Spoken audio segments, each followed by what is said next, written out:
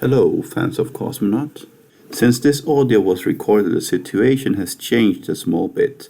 So Dick was granted bond in mid-December. He's no longer in an ICE jail in Atlanta, after having been initially rejected. And while this is a victory for him, his friends and his family, he has still to remain under house arrest under pretty strict conditions until his trial, which may be many months or even years away, especially given the slowdown in court proceedings due to COVID. So for now he's in the clear, but we'll need your support in the future when his case goes to trial. In the meantime, other activists in Atlanta who were swept up in the wave of arrests are still imprisoned, so people should still be encouraged to donate to the Atlanta Solidarity Fund.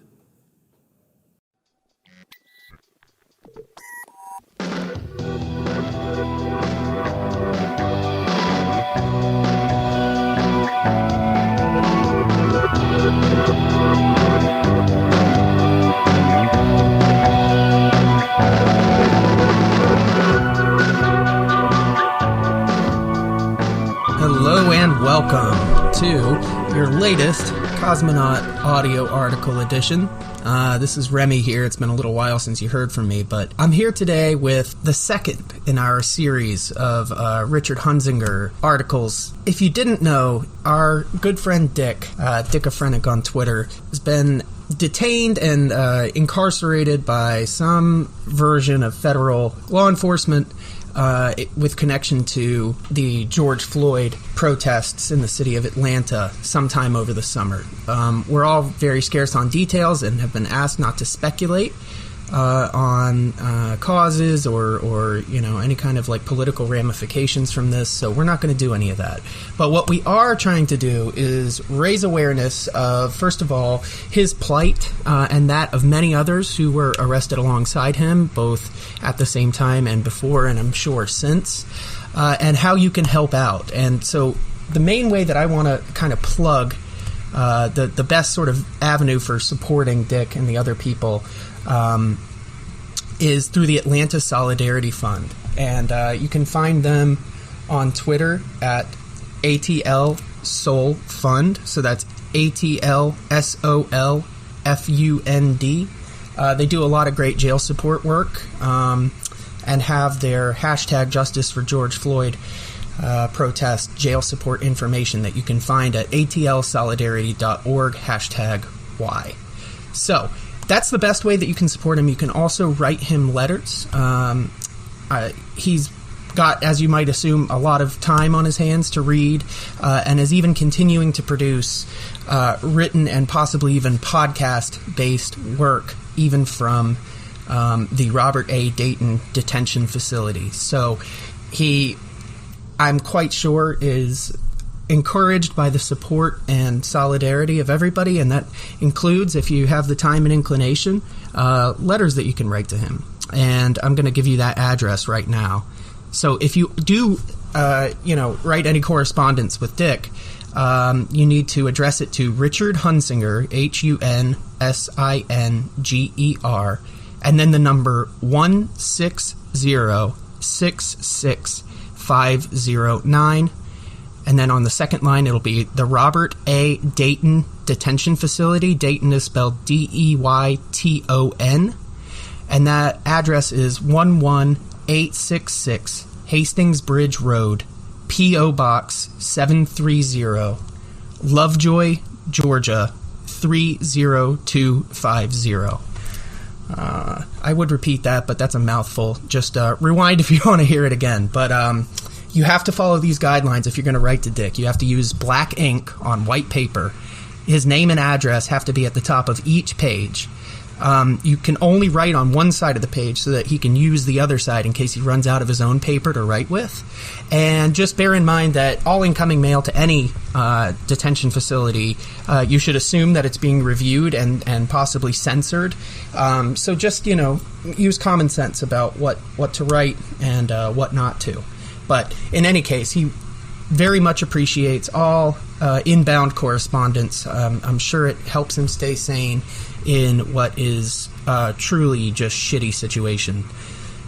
So in that spirit of solidarity with Dick and the rest of the people arrested in connection with the George Floyd protests over the summer, today I'm going to read Dick's piece, Holocaust Capitalism that was published in Cosmonaut on August 21st of 2019.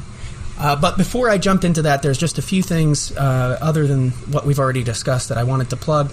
We at Cosmonaut at our press have an ongoing project of collaboration with Dick, getting some materials that he's written put together into a book format. So stay tuned on that. More on that later. And you can always keep up with what we're publishing at the shop at cosmonaut.blog. So check out all of our already out and forthcoming publications. We just released Shop Talks on Economics, which is an update of the Mary Marcy book by the same name.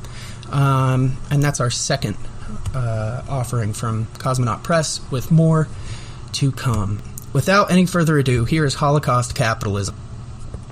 Today, the left has come to a common acceptance that the detention centers in which migrants are incarcerated are concentration camps. Despite its truth, this claim has been reduced to a popular point of partisan contention in the spectacle of institutional political theater.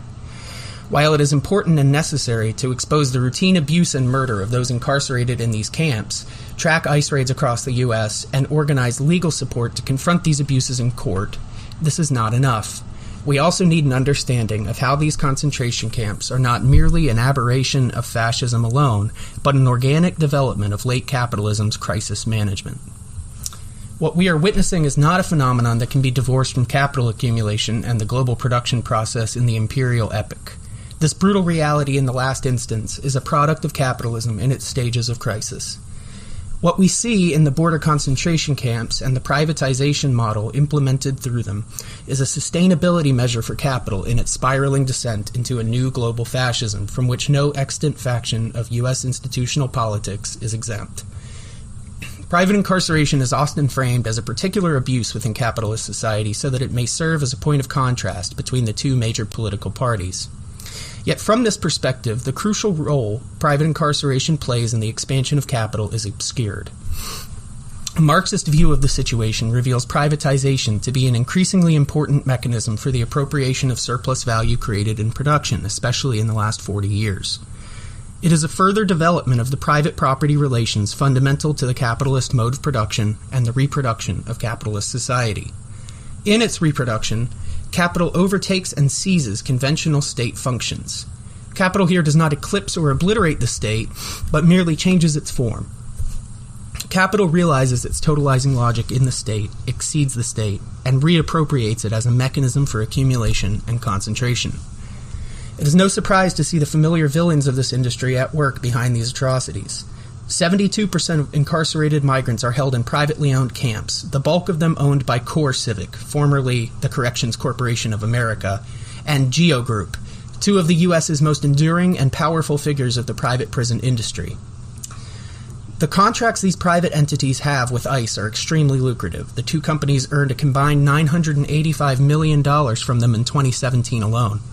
Even greater capital investments lie in the many other privately contracted services necessary to the overall function of the camps, from the telephone services to healthcare and everything in between. The further integration of the concentration camp as a model for capitalism's sustainability is these prison corporations function as sites for the accumulation of finance capital through bank investments, a practice in which many major banking institutions take part. Some have pulled out this year due to public pressures generated from direct action efforts, but they may just as easily creep back into the game. The finance capital that has already been accumulated is now strategically reserved in the form of money capital as these corporations weather the PR crisis. We can be certain that they are ready for us to stop paying attention. Core Civic and Geo Group also heavily involve themselves in political lobbying. The proximity of these corporations to Trump and the GOP often takes center stage in public discourse, but left out are the many contributions they make to Democrats. The Democratic Congressional Campaign Committee, DCCC, received $350,000 in contributions from private prison industrial lobbyists during the 2018 midterm cycle alone, and there are still instances of individual Democratic candidates accepting gifts and contributions from lobbyists for the industry.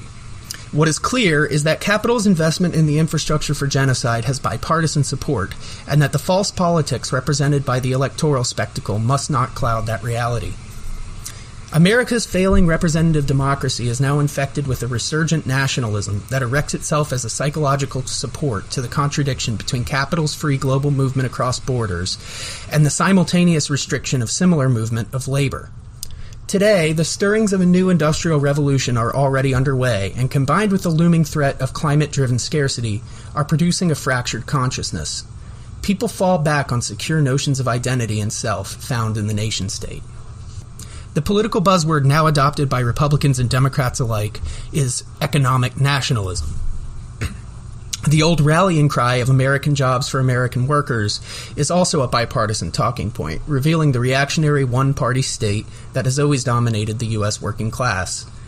In the case of the concentration camps on the border, then, we should not be fooled by either party's posturing in addressing the matter. The dual crises of capital and ecology, as well as the descent into fascism, is well out of the hands of any managerial bureaucracy. Behind their blithe opportunism, we must understand that any party will easily maintain the existence of these camps.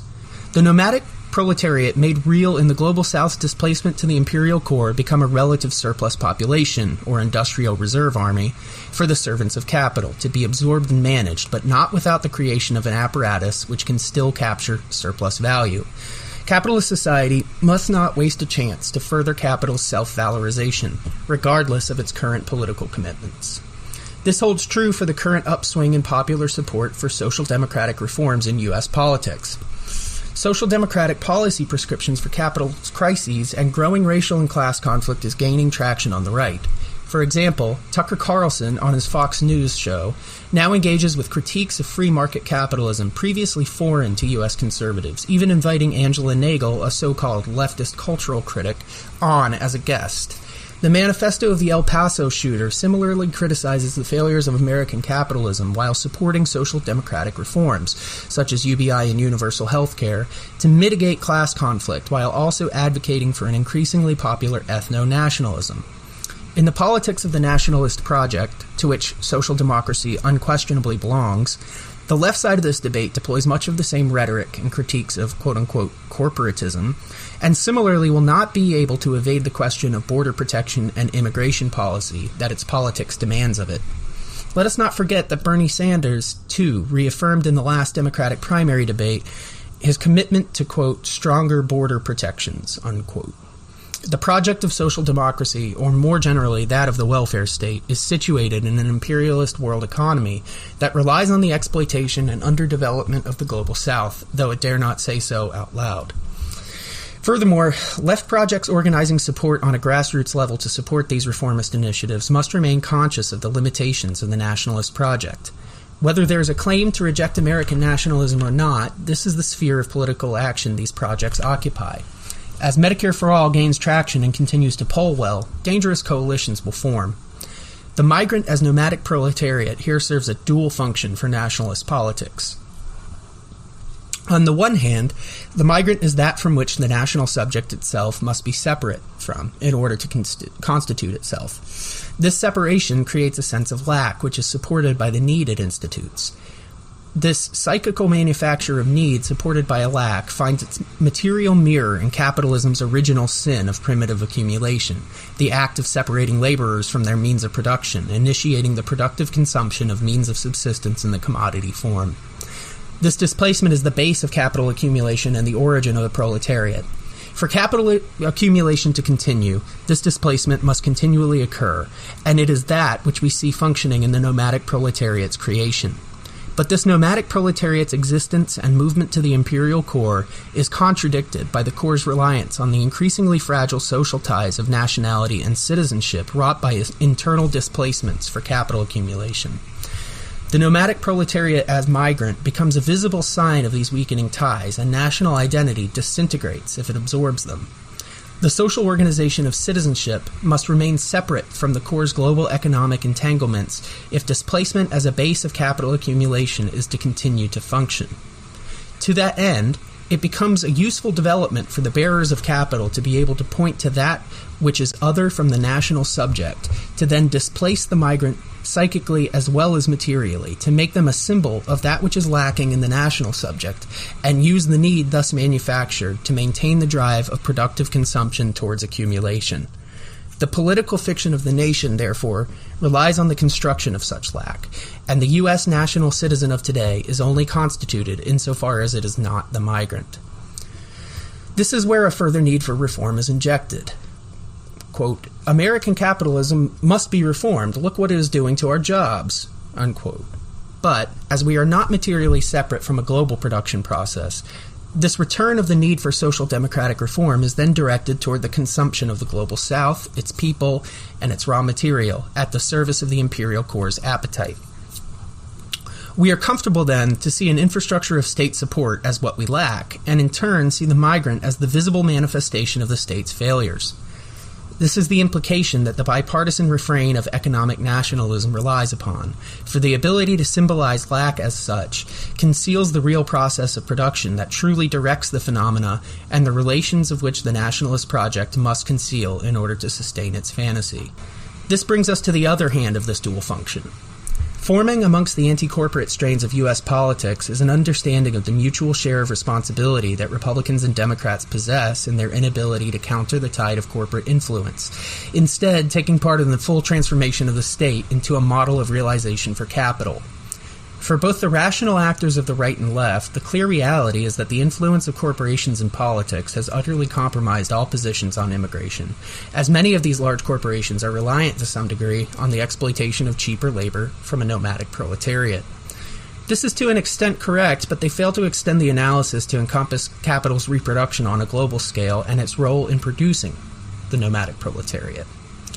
Considering the origin of these displacements that have created this nomadic proletariat, we must take into account the long history of U.S. military and political intervention in the affairs of Latin American states, which lays a foundation for current waves of migration.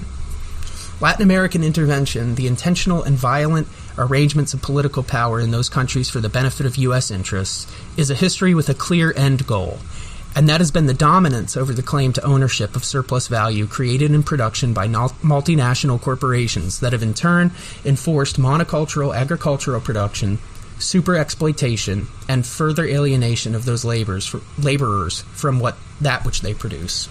The agricultural production of Latin American countries is now being affected by climate change as well. This will continue to be a crucial contributing factor to the rise in migration to the United States.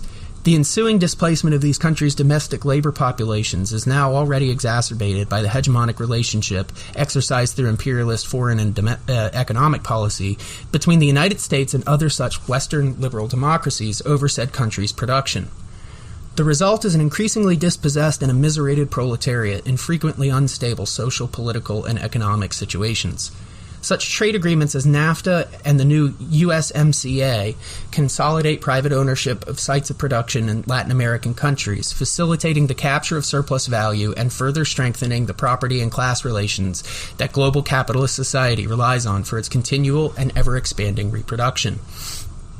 As capital is mobile on a world scale, but labor is not, greater rewards are offered for labor in the core than in the periphery. With the ensuing concentration that the general law of capital accumulation demands, as well as the implementation of dispossession as a means of achieving this accumulation, the core increasingly becomes a site of convergence for the nomadic proletariat, the eye of capital's global hurricane. But within the core, generations of internal accumulation by dispossession, mostly facilitated by the mechanism of privatization and histories of racialized terror and violence, have fomented unstable conditions and outbursts of revolt. Capital always produces a surplus, and the capital of a global production process in the imperial epoch produces a global relative surplus population. With the situation being as it is in the core, however, what must be done? The concentration camps here are thus crucial to maintaining the stability of an economic nationalist political program. If, quote-unquote, American jobs are to be maintained for, quote-unquote, American workers, then these relative surplus populations must in turn be utilized so that capitalist society does not forego the opportunity to extract surplus value from their exploitation. For-profit concentration camps are thus the productive consumption of relative surplus population produced by capitalist accumulation in the imperial epoch. Privatization as a model of realization for capital here finds its critical place in the scheme of things. The state is merely a series of connective arterial passages for the infrastructure of capital. The concentration camp of today, therefore, is critical infrastructure for valorizing capital by absorbing displaced populations. The incarceration of migrants indefinitely produces absolute surplus value, as does the indefinite lengthening of the working day. This can also help to explain the statistics we currently find for ICE removals reported by ICE over the last 2 recorded fiscal years. In fiscal years 2017 and 2018, total ICE removals numbered 226,119 and 256,085, respectively. These are not insignificant declines from much of the Obama-era's numbers, with ICE removals for fiscal years 2013 and 14 reaching such heights as 368,644 and 315,943, respectively. Fiscal years 2015 and 16 saw relative declines to 235,413 and 240,255, respectively, as a result of minor reformist initiatives undertaken at the time. This period, too, however, saw a solidifying hold on privatization for ICE detention. The Trump administration's numbers retain the advantage closely, and it may well be a result of the minimum necessary population levels that these privatized models of ICE concentration camps require for their functioning and stable capture of surplus value in their incarceration. Some analyses often discuss these declines as a result of an overloaded immigration court system unduly burdened by the escalation of ICE raids of increasingly dubious legality. It is rather more likely that indefinite detention and procedural dysfunction are vital to the continual production of absolute surplus value and give it the elasticity that it requires. To see how profitable indefinite incarceration in the concentration camp model is, we can look at the cost per night of maintaining detainees. According to ICE's fiscal year 2018 budget, the average cost of a single bed is $133.99 a day, though this figure is disputed. For mothers and children together in so-called family residential centers, it is $319 a day. These costs are supported by federal contracts with the corporations that own these camps, and costs are reevaluated per annum with the potential of increasing federal funding if deemed necessary, and in turn supported by Congress's allocation, and at the same time being continually bolstered by private investments made from other corporations seeking in turn to valorize their own capital through consumption of products in the concentration camp. The whole apparatus is one designed for the ruthless exploitation through dispossession of the migrants' agency and movement. It is no surprise, then, that as capital seeks its expanded reproduction within this model of realization, ICE's body count climbs and climbs. Any illusions as to the capacity possessed by the U.S. state or capitalist society at large to address this current monstrosity must be extinguished. So long as migration intensifies on a global scale and the more developed core countries retain their trajectory of hyperdevelopment by means of capital accumulated through the Global South's continual exploitation and dispossession, the migrant concentration camp will be a stabilizing mechanism for the crisis of capital. The state machine, in pursuit of the stability of the nationalist project, seeks out structures to adapt our desires to the needs of capital and its drive towards accumulation, even in the affirmation of the importance of the American worker. Even as left projects seek to better the lives of the U.S. proletariat through social democratic reform, they are acting in the interior of the state machine in lockstep motion with the rise of fascist ideology. The incompatibility of this politics with a goal of universal emancipation that includes the abolition of incarceration of the nomadic proletariat, therefore, necessitates a rupture with this procedural left so that we may combat the suicidal ideation of fascism. The project of border abolition is bound up with the self-abolition and emancipation of the proletariat, and affirming the importance of a national proletariat over the nomadic only sustains the lifeblood of capital. History shows us that the only sufficient course of action to be taken then must be the liberation of these camps and the dismantling of their supportive infrastructures, and strategies to this end are still taking shape. In the fearless example laid for us by Willem van Spronsen, we saw transportation vehicles of the Tacoma Northwest Detention Center taken out of commission. We must seek to continue to reproduce such models of direct action on a more expansive mass scale, with the further coordination of such with the efforts of the incarcerated. Protests and direct actions organized on banks investing in concentration camps have made said banks pull out of their contracts with them. Direct actions on massive corporations like Amazon and other tech companies are aiming to disrupt the critical data infrastructures that are being invested into and developed in the concentration camps, and this is a crucial space of engagement. We must continue to build the capacity, scale, and mass support for these actions that will become necessary if we do indeed succeed in impeding the concentration camp's function as a model of realization for capital value. This is where we find the kinetic movement of fascism forming, its material basis for potential genocide and capitalism's organic adoption of the concentration camp as a model of realization. We may hear the right's racialized rhetoric on immigration and criminality as a rejection and demonization of the migrant. Rather, this rhetoric is that which wills the caravan into existence, both as a result of and a driving force of capital accumulation. As a result, this relative surplus population is made into a model of capital's realization by means of its bodily dispossession and a psychological support for nationalism. The transition to fascism is seamless because the progression is inherent in capital's crisis in the U.S., where the capitalist mode of production is so highly developed with heavily ingrained institutions of white supremacy. Capital's tornado reaches an intensity and magnitude of crisis to make the qualitative shift to the black hole of fascism's suicidal state. The movement is not yet complete, and we may yet have time to prevent a new American Holocaust. Its death will only be real if we act.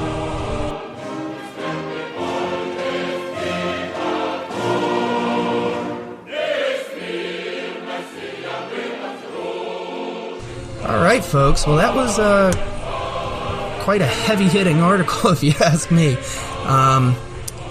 It's probably a fitting irony that the same machinery that Dick powerfully indicts and kind of excavates the function of in this article is the same one that has, in turn, incarcerated him. So we need to make sure and stand in solidarity with Dick and the other George Floyd protest arrestees. I think that that's one of the more important things we can do right now, and just try to give him the moral support and solidarity and emotional support that anybody would need in a position like the one he's in. So I hope that you guys enjoyed this, and I just want to put a reminder out here for everybody that if you are in a position where you can chip in a few bucks and really materially impact the circumstance of a comrade like Dick and all the other people that the Atlanta Solidarity Fund supports and keeps alive and well in this really truly awful mechanism of state repression, do that. Go to the Atlanta Solidarity Fund website. That's atlsolidarity.org. Go to their Twitter. That's at ATLSOLFUND. And chip in a few bucks, write them a letter. Gave the address at the top of the pod.